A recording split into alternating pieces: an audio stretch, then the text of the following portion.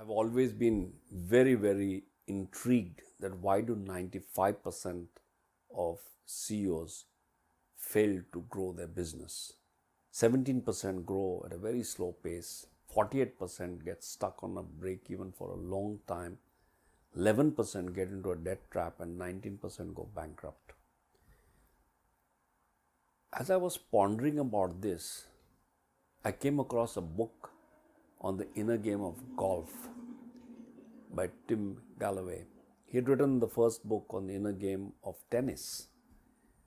The basic premise of his finding is that a person excels in his sport when his inner game is aligned with his outer game.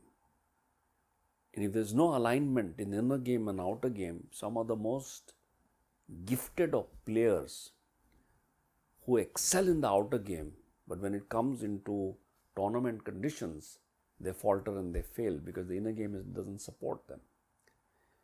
So that was a very interesting, very intriguing subject. So I started researching, and what I found is that almost everything that we are offered from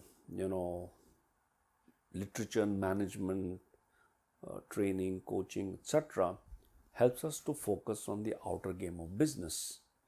And predominantly the outer game of business is very easy to look at in terms of strategy, sales, execution, people, and cash. And the whole idea is that you start taking higher quality of decisions in these 5 areas, that's going to define your success.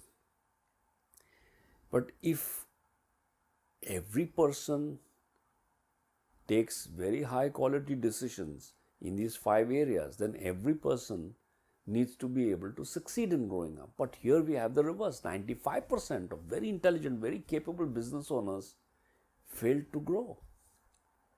So I started thinking that maybe it has more to do with the inner game than the outer game.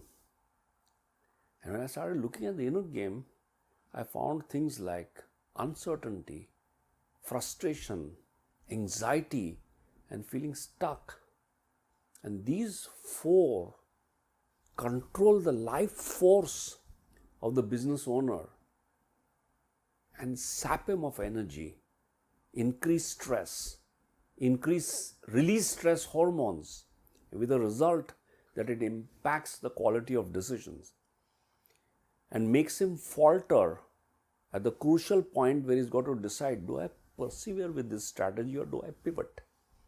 When it's time to pivot, he perseveres. When it's time to persevere, he pivots. And it confuses everybody.